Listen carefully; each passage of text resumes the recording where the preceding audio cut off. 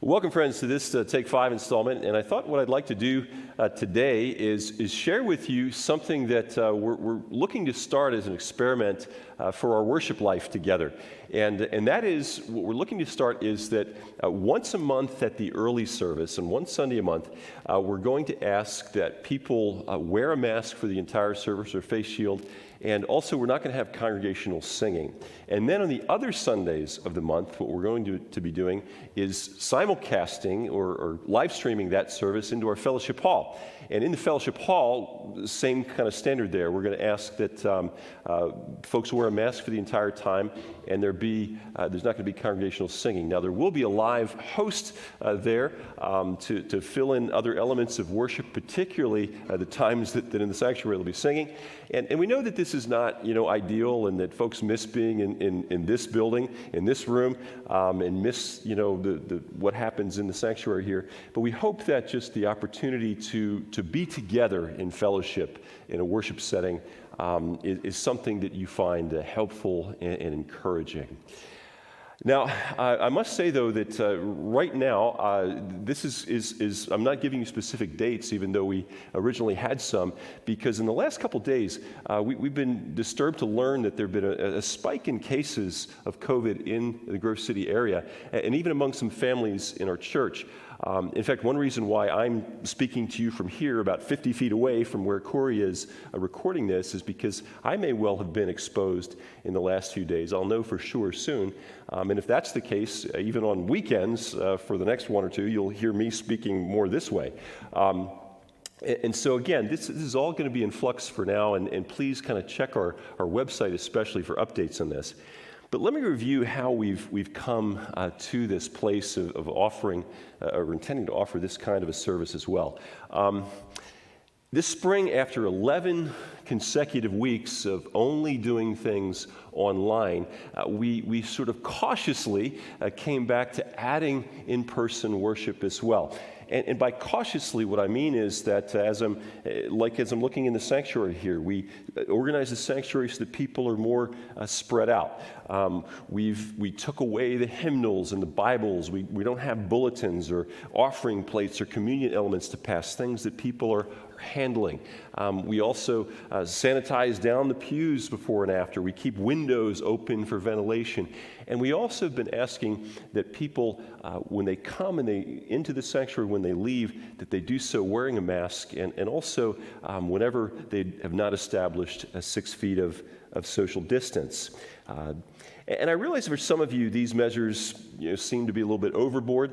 But again, as we listen to the evolving medical advice that's out there, and also paying attention to what other institutions like schools are doing, as a staff and as a session, we really do believe it's wise to maintain these as kind of minimum standards for what we do in our building. And we continually reevaluate that as well. But then over the past couple of months, we've come to realize that for some of you in our church, and we hope also some people in the community at large who aren't maybe in church yet, but perhaps are more open to it, you really do feel the need to be getting together in an in-person way, and yet you just need a little bit more precaution to do that. And the elements that we keep hearing over and over again that people are concerned about are one, just that folks be wearing masks the whole time when we're indoors, and also nervous about congregational singing, because that projects more aerosol than just speaking does. And so again, starting soon, what we want to do is we want to offer 3 different kind of ways to worship in terms of the level of interaction with people and extra precautions. The first is online, and if that's what's most comfortable for you, we absolutely affirm that, and we're committed to continually trying to keep on improving our online delivery of ministry. And the other is in-person services with singing. We hope to still be able to be offering those, always in the second service and most of the time in the early service as well. And then this thing that we've just been talking about here, we want to offer a service with no singing and where people are masked the whole time.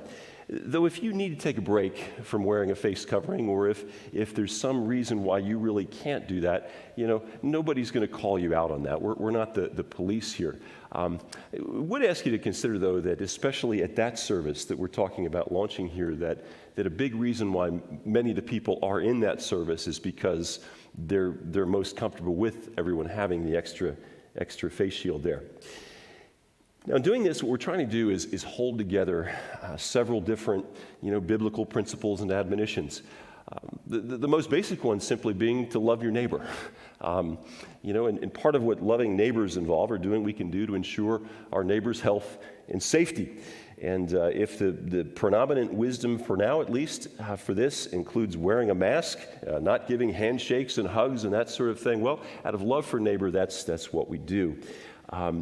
Another biblical admonition, though, is in Hebrews chapter 10, where the writer says not to neglect meeting together, but to get together all the more so to encourage one another.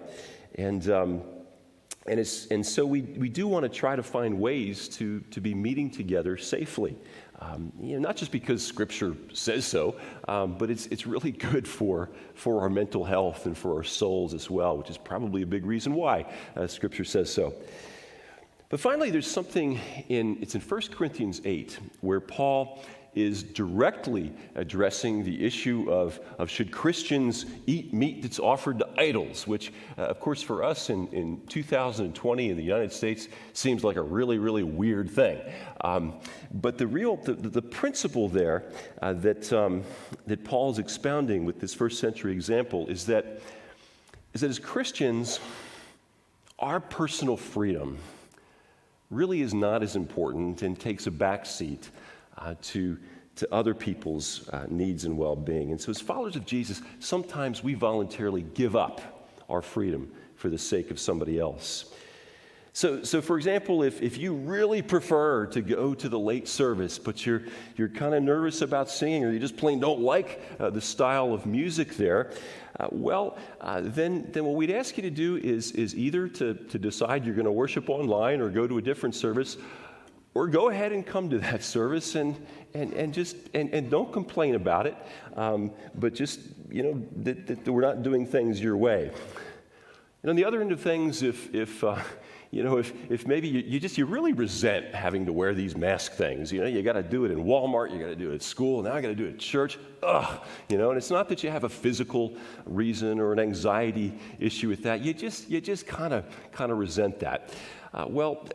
May I say to you as gently as possible, can you try to get over that? Friends, this pandemic is not going to last forever, but while it does endure, my goodness, let's keep on doing our best to love God, to love one another, and to really, that includes bearing with one another, especially when we differ in our tastes and our opinions about things. Well, again, friends, once again, thank you for now, and please keep on checking up on our website especially, and we'll also have info available probably on Facebook and other means about what's coming up as this situation keeps evolving. But bless you real well today. Bye.